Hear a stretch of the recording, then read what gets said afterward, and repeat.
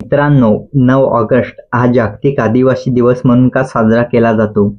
तसेच महाराष्ट्रातील आदिवासी समाजाची स्थिती या व्हिडिओच्या माध्यमातून आपण बघूया. संपूर्ण जगात जवळपास 5,000 आदिवासी समूह आहेत, ज्यांची लोकसंख्या 37 कोटीच्या आसपास आहे. आदिवासी समाज हा अतिशय शांतताप्रिय समाज असून निसर्गाच्या सानिध्यात राहणारा, निसर्गावर प्रेम करणारा व निसर्गाचे संरक्षण आणि संवर्धन करणारा समाज आहे. असे असूनही जगात सर्वात जास्त शोषण हे आदिवासी समाजाचे झाले आहे आणि आजही होत आहे. त्यांना मागासलेले, रानटी, जंगली असे संबोधून त्यांना हिणवले जाते. त्यांना त्यांच्या हक्कांपासून, अधिकारांपासून वंचित ठेवले जाते. हा समाज गरिबी, अज्ञान, आरोग्य सुविधांचा अभाव, बेरोजगारी अशा अनेक समस्यांनी ग्रासला आहे. जगातील आदिवासी लोकांना त्यांच्या हक्कांबद्दल जागरूक करणे आणि त्यांचे संरक्षण करण्यासाठी दरवर्षी 9 ऑगस्ट हा आंतरराष्ट्रीय आदिवासी दिवस म्हणून साजरा केला जातो. संयुक्त राष्ट्रसंघाने 1982 मध्ये 9 ऑगस्ट रोजी जिनिव्हामध्ये एक महत्त्वपूर्ण बैठकीचे आयोजन केले. यानंतर पुढील काही वर्ष जागतिक पातळीवर बैठकांच्या माध्यमातून सतत चर्चा आणि विचारमंथन होत राहिले. संयुक्त राष्ट्राने 1994 हे वर्ष आदिवासी वर्ष म्हणून घोषित केले.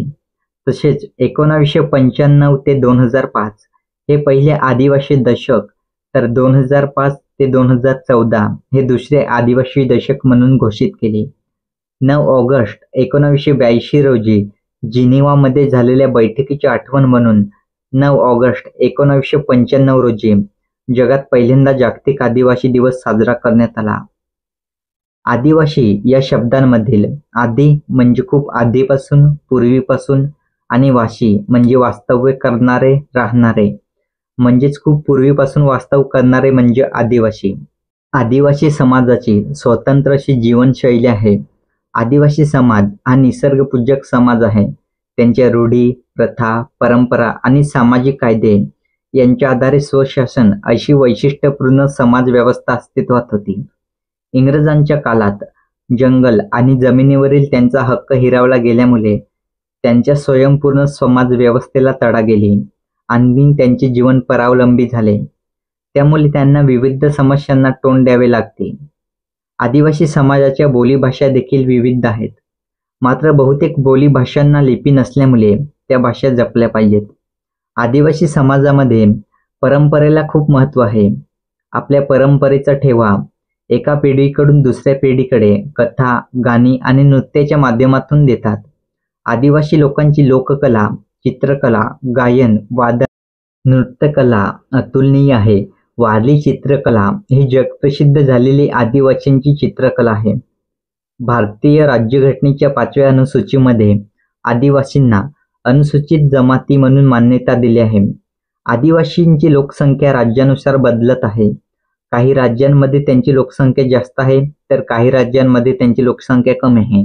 महाराष्ट्र, ओडिशा, छत्तीसगड, राजस्थान, झारखंड तसेच ईशान्येकडील राज्य जसे की मिझोराम, नागालँड, मेघालय, त्रिपुरा, अरुणाचल प्रदेश, मणिपूर आणि सिक्कीम या राज्यांमध्ये भिल्ल, गोंड, संथाली, मुंडा, उराव, खासी, गारो, नागा, मिझो यासारख्या अनेक आदिवासी जमाती भारतात आढळतात. महाराष्ट्रामध्ये आदिवासी जमाती नंदुरबार, धुळे, जळगाव, नाशिक, पालघर आणि ठाणे जिल्ह्यामध्ये प्रामुख्याने आढळतात. या जिल्ह्यांमध्ये सह्याद्री प्रदेश, सातपुडा प्रदेश तसेच चंद्रपूर, गडचिरोली, भंडारा, गोंदिया, नागपूर, अमरावती आणि यवतमाळ तसेच पूर्वेकडील जंगलामधील प्रदेशात त्यांची संख्या जास्त आहे.